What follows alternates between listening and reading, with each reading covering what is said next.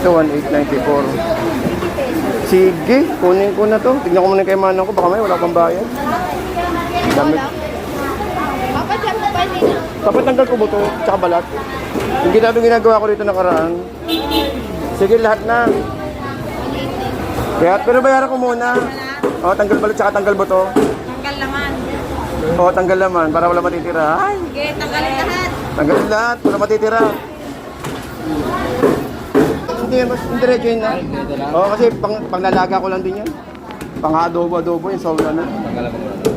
Ang kukunin ko lang dyan yung para maging lechon siya. Yung belly. O, lechon belly. Pero hindi yung may balat, yung panghapon kasi. Kumbaga, ihahalo sa ramen, walang balat.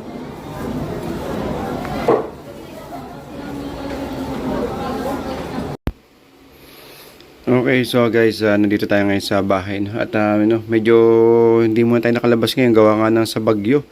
At ito muna yung aking ginawa ngayon dahil meron tayong mga pa-order to mga sunod na araw dito sa aming aming ginagawang ramen to go. Kumbaga is ino-order po sa amin to, then di-deliver po sa mga opisina. So guys, ito kasi may nagtanong sa atin nakaraang araw kung ano daw ba yung ginagawa ko sa sa baboy na binibili ko dun sa may blooming treat. So ito po yung ginagawa namin doon. Yan. So ito po yun tiyaso. Ito po yung tiyaso guys na tinatawag namin na actually pinangahalo to sa ramen. Kung inyo makikita yung mga nasa ibabaw ng ramen, yung ramen noodles, ito po yun, yung bilog po na yan. Yan. Actually dati bumibili kami sa sa may Cartimar ng ganito. Kaya lang naging problema na namin doon. Minsan wala. At minsan ay mataba. So sabi ko ba't hindi na lang tayo ang gumawa at ako ang gumawa. So kasi actually galing po ako sa yung mga passenger cruise, no.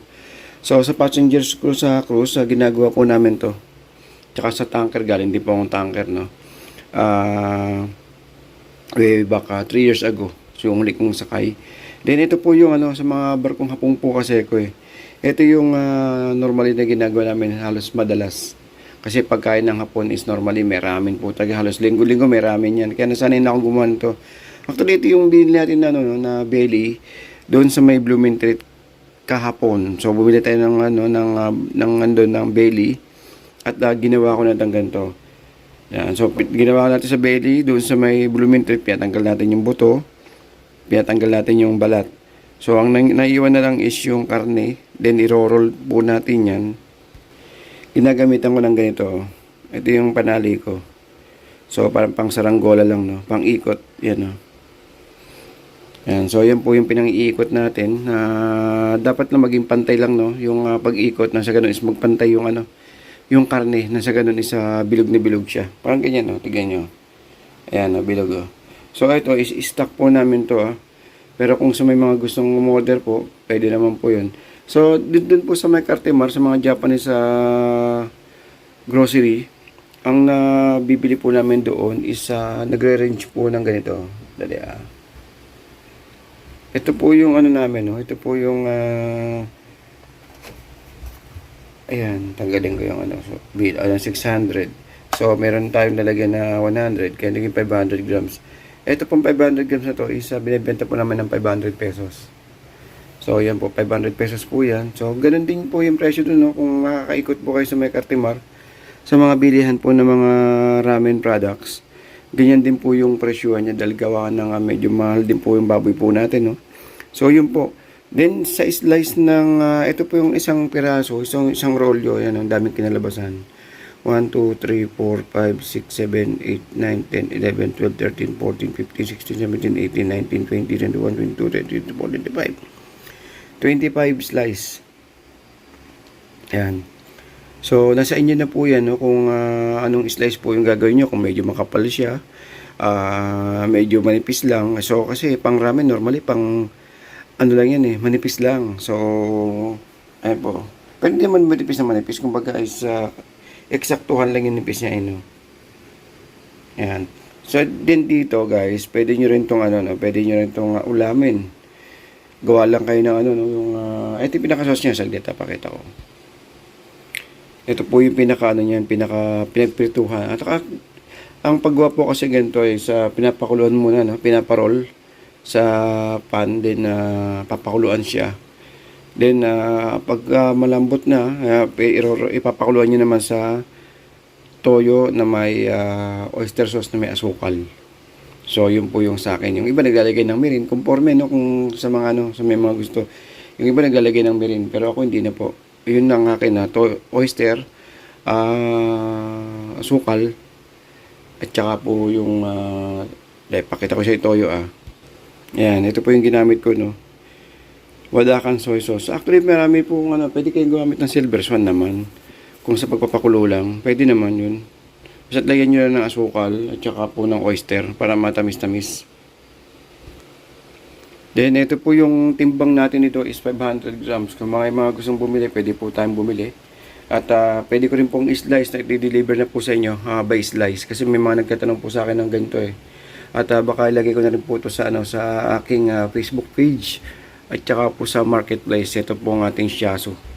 Kasi frozen naman po siya Then sa hipon, yung hipon kasi is, may nagtanong sa atin nakaraan kung ano ba ginagawa ko sa hipon. So guys, ganun din, ginagawa po namin tempura.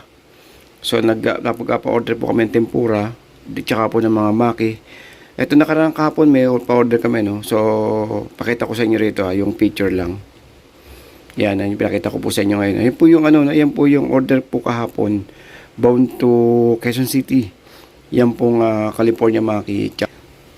Then, pakita ko rin sa inyo to, Tandali lang. Total, nandito na rin lang tayo, Ito po yung, ito po yung ginagawa namin, yan, Sumuramen, Japan's favorite.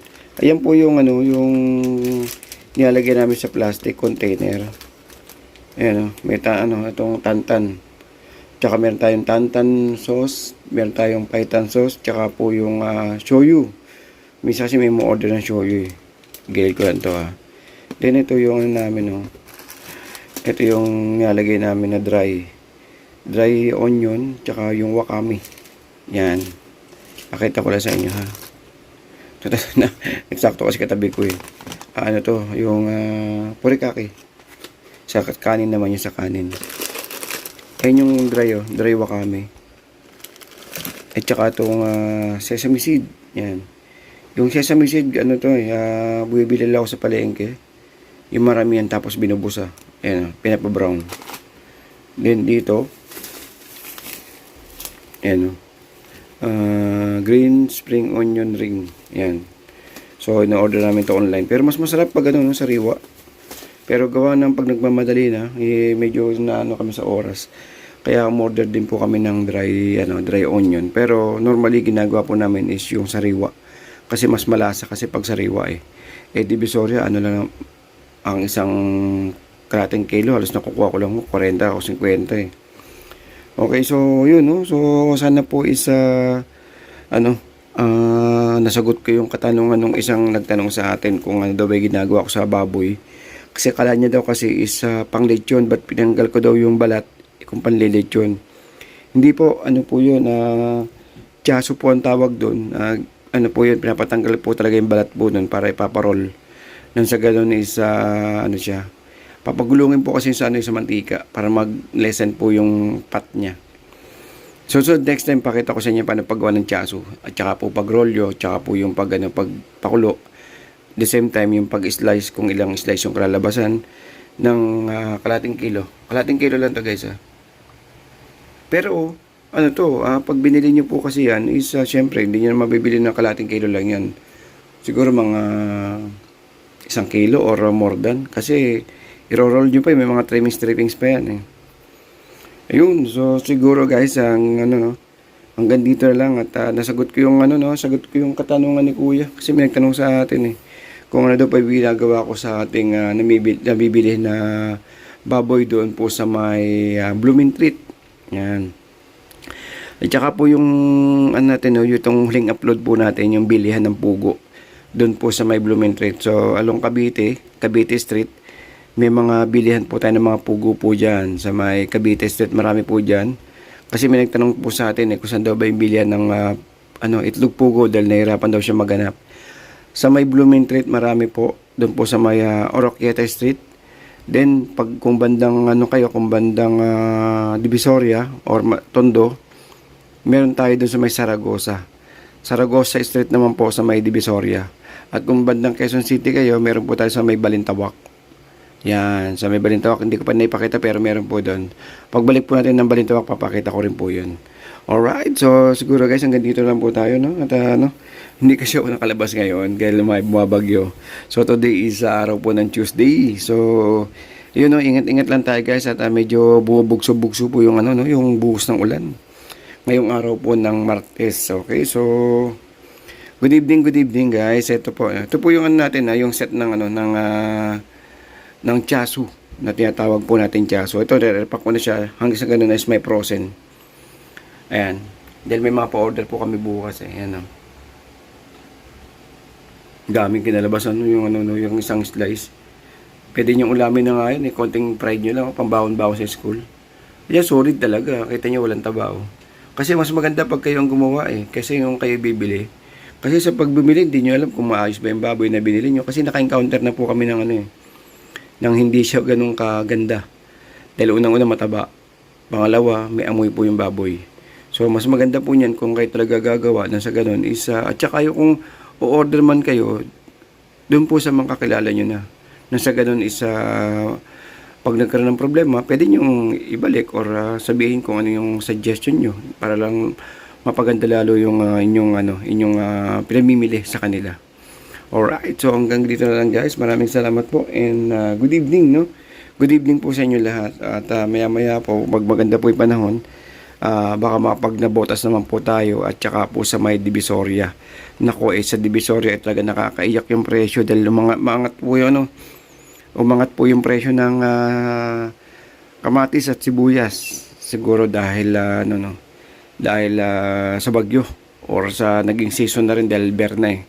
Alright, so guys, hanggang dito lang po and good evening po sa inyo lahat and sa mga nagsusubscribe, maraming salamat po sa inyo guys. Maraming salamat po. God bless.